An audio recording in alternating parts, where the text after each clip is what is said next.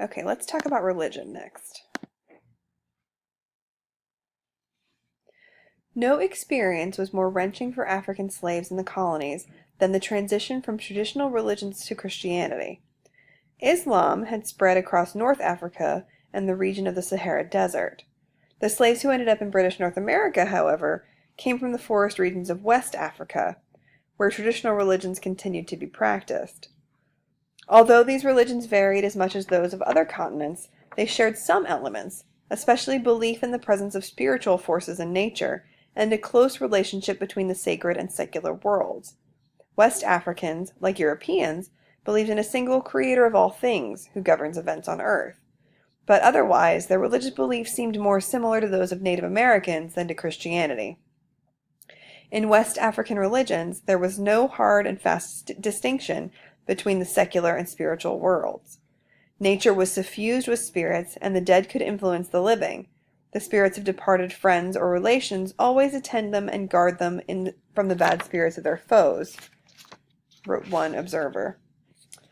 Although some slaves came to the colonies familiar with Christianity or Islam, the majority of North American slaves practiced traditional African religions, which many Europeans deemed superstition or even witchcraft, well into the 18th century.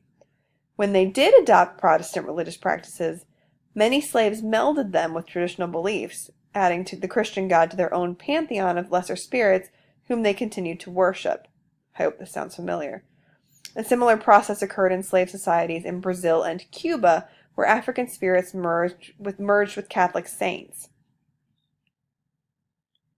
By the mid-18th century, the three slave systems in British North America had produced distinct African American cultures.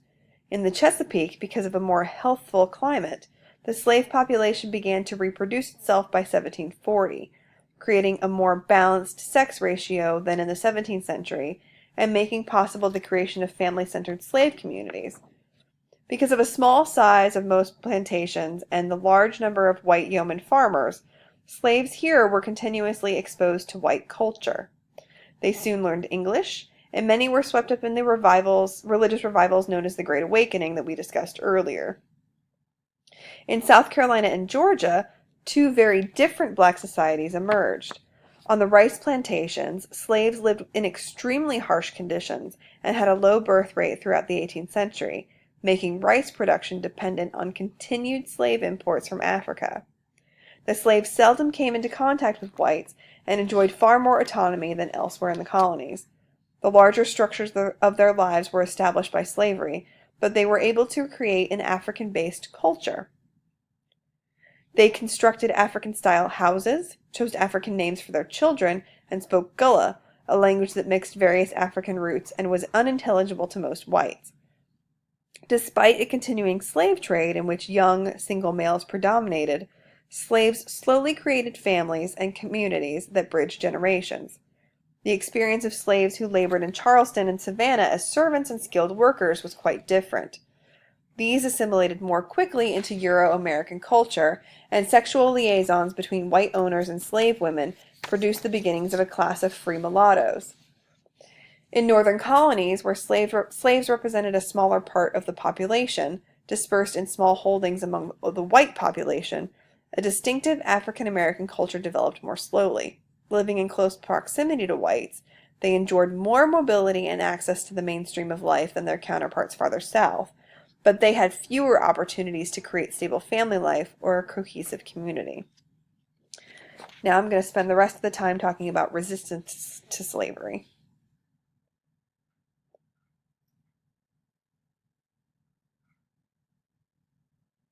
The common threads that linked these regional African American cultures were the experience of slavery and the desire for freedom.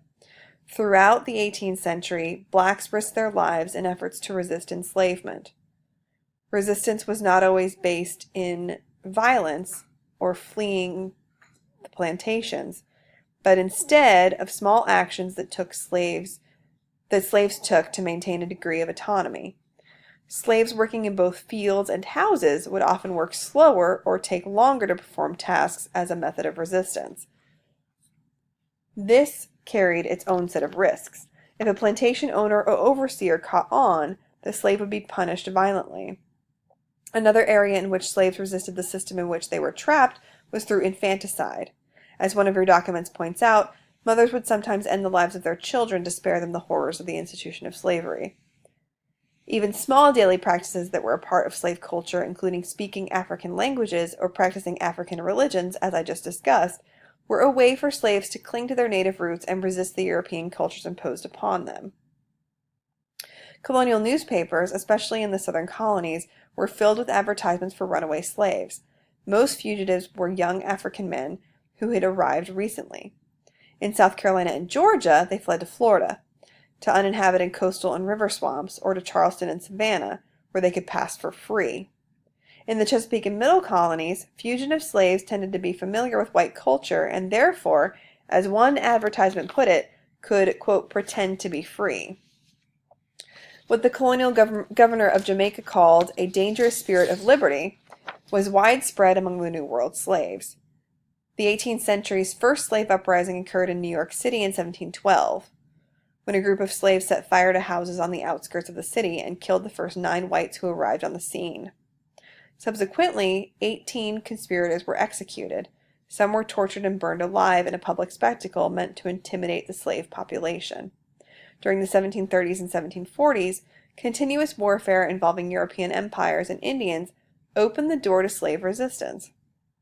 In 1731, a slave rebellion in Louisiana, where the French and Natchez Indians were at war, temporarily halted efforts to introduce the plantation system to the region. There were uprisings throughout the West Indies, including the Virgin Islands, owned by Denmark, and on the French island of Guadeloupe.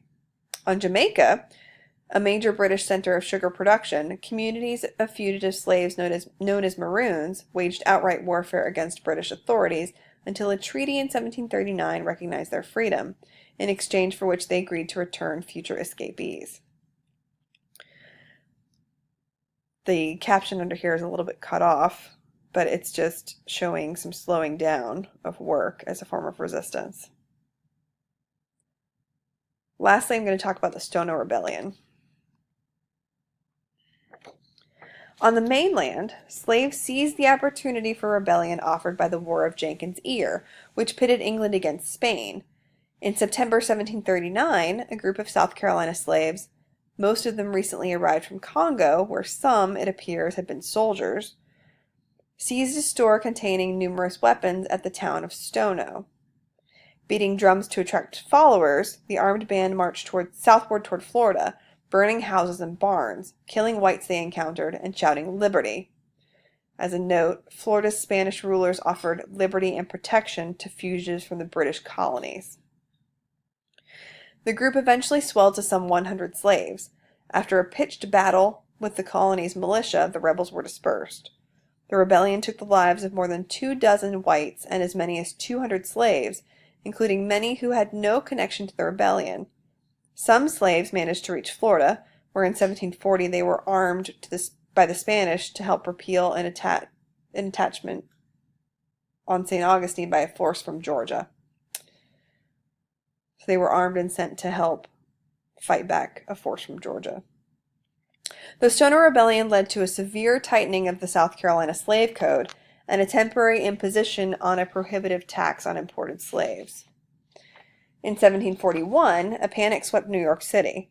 After a series of fires broke out, rumors spread that slaves with some white allies planned to burn part of the city, seize weapons, and either turn New York over to Spain or murder the white population. More than 150 blacks and 20 whites were arrested. 34 alleged conspirators, including 4 whites, were executed. Historians still disagree as to how extensive the plot was, or if it even existed at all. But dramatic events like revolts, along with the constant stream of runaways, disproved the idea, voiced by the governor of South Carolina, that slaves had no notion of liberty. In 18th century America, dreams of freedom knew no racial boundary. We will talk about Imperial Crisis and Revolution next week. Have a great weekend. Remember to post in the discussion board and comment on at least 2 other students' posts to receive full credit. And you must answer the question, cite the readings, be thoughtful. This is not simply a whether you do it or not, it's how well you do the assignment. So please pay attention Do your best and comment on fellow students. The idea is to have a conversation on the discussion board. I look forward to seeing your posts and your conversation. And remember, I will be available occasionally by email throughout the rest of the week and Monday. Have a good day, and I'll see you all next week for our next class period. Thank you for listening.